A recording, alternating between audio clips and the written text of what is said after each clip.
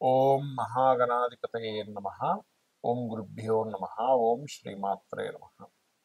అరుణాం కరుణాతరంగితాక్షీం ధృతపాశాంకుశపుష్పబాణచాపాం అనిమాదిభిరావృతాం మయూకైః అహమిత్యేవ విభావయే భవానీ. శ్రీమాత్రే నమః.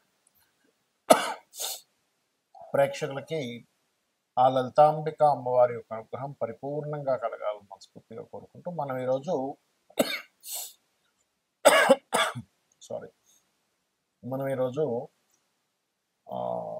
ఇంట్లో ఎటువంటి మొక్కల్ని పెంచాలి, ఎటువంటి మొక్కలు అవాయిడ్ చేయాలి అని చెప్పి తీసుకునేటువంటి విషయం ఒకటి. అలాగే మీ యొక్క జన్మజాతక చక్ర రీత్యా మొక్కల్ని గనక మీరు ఎటువంటి మొక్కలు దానం ఇస్తే మంచిది, మీకు తెలిసిన ఫ్రెండ్స్ కను, ఎందుకంటే ఇచ్చిన వాళ్ళకి మంచిది, తీసుకునే వారికి కూడా మంచిది ఆ మొక్కని రక్షిస్తున్నందుకు.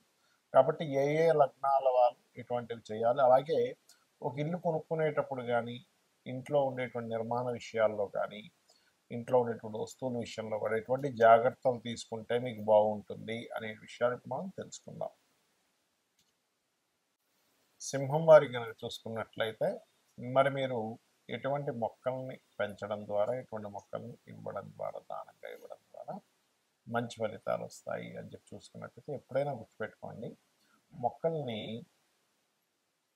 6వ స్థానంలో, అంటే మీ యొక్క లగ్నం నుంచి 6వ స్థానం అంటే మకరంలో కనుక ఏ గ్రహం ఉంటే ఆ గ్రహం సంబంధించి నేను మీకు ఈ వీడియోలో చెప్తాను. కాకపోతే మీరు పర్టికులర్గా నువ్వులను ఇచ్చేటువంటి మొక్కలు కొన్ని ఉంటాయి. అంటే నువ్వులు పండుతుంటాయి దానికి, అటువంటి మొక్కల్ని ఇవ్వచ్చు.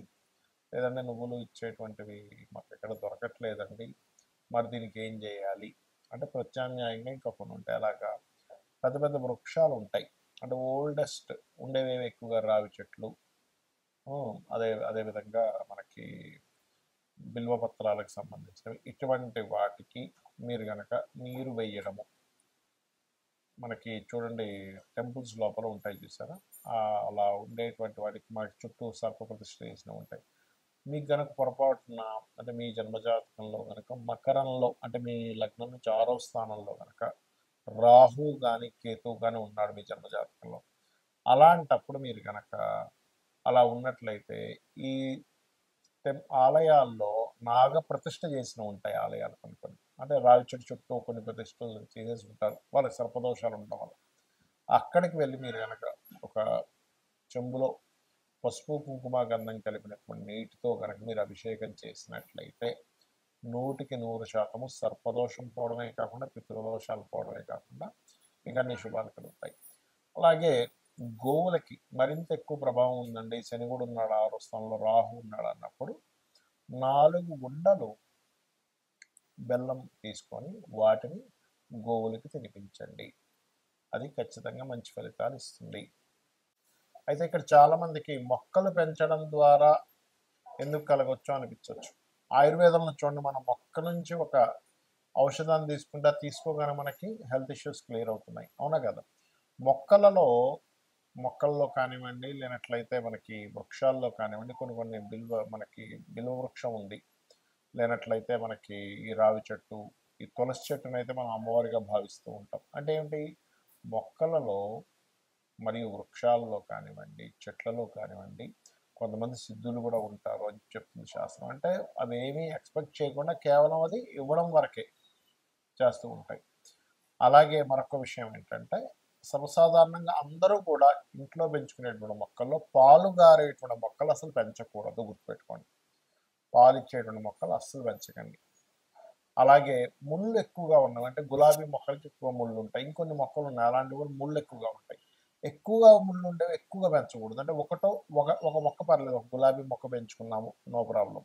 కానీ అదే పనిగా మొత్తం గులాబీలే పెంచేసుకొని ఎందుకు వద్దంటారు, ఎందుకు పాల వద్దంటారు, ఎందుకు మొక్కలు మనకి ముళ్ళున్న వద్దంటారు అంటే, చిన్నపిల్లలు ఉన్నారనుకోండి ఇంట్లో, అదేదో పువ్వు బాగుంది కదా దగ్గరికి వెళ్తాడు, ఏమవుతుంది అక్కడ ఆ ముళ్ళు వాళ్ళ చిన్నపిల్లలు గుచ్చుకోవడం జరుగుతుంది, చాలా పెయిన్ఫుల్. మనం అంటే భరించగలంగా చిన్నపిల్లలు భరించలేరు.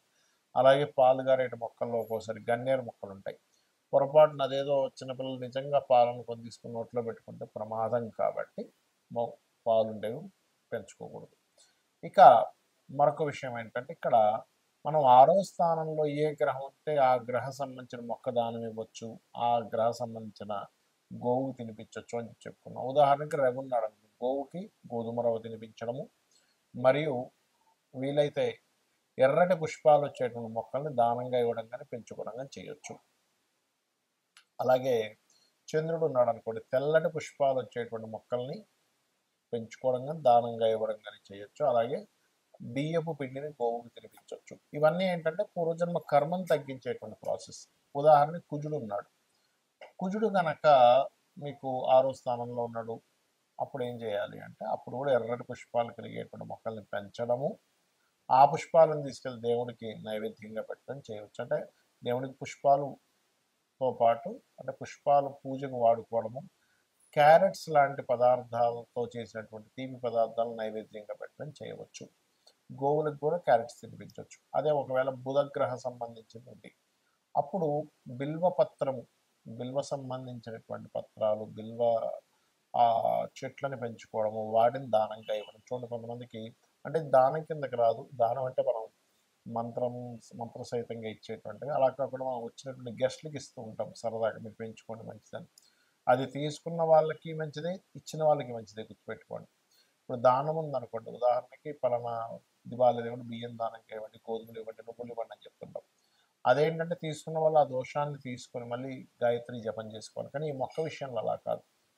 వృక్షాలను మనం ఎంత రక్షిస్తూ ఉంటే అది వాతావరణాన్ని రక్షించడం ద్వారా, పర్యావరణాన్ని మనం తద్వారా మనం మంచి చేస్తున్నాం కాబట్టి ప్రకృతి మనకు మంచి చేస్తుంటుంది. ఎలా అంటే మనం చూడండి అంటుంటాం, ప్రకృతికి మనం ప్రకృతి మనకిస్తుంది, యూనివర్స్ మనకిస్తుంది అంటే యూనివర్స్ ఇవ్వడం అంటే ఏమీ లేదు. అక్కడ ఏంటంటే మీరు ప్రకృతికి మంచి చేసేటువంటి పని ఏదైతే చేస్తారో, మొక్కల్ని పెంచుకోవడం, మొక్కల్ని వేరే వాళ్ళకి ఇవ్వడం, తద్వారా ఆక్సిజన్ ఎప్పుడైతే పెరుగుతుందో సకల ప్రాణులకు ఆక్సిజన్ కావాలి బ్రతకాలంటే, తద్వారా మీకు మంచి ఇస్తుంది, మీకు ఉండేటువంటి దోషాలు తగ్గుతాయి.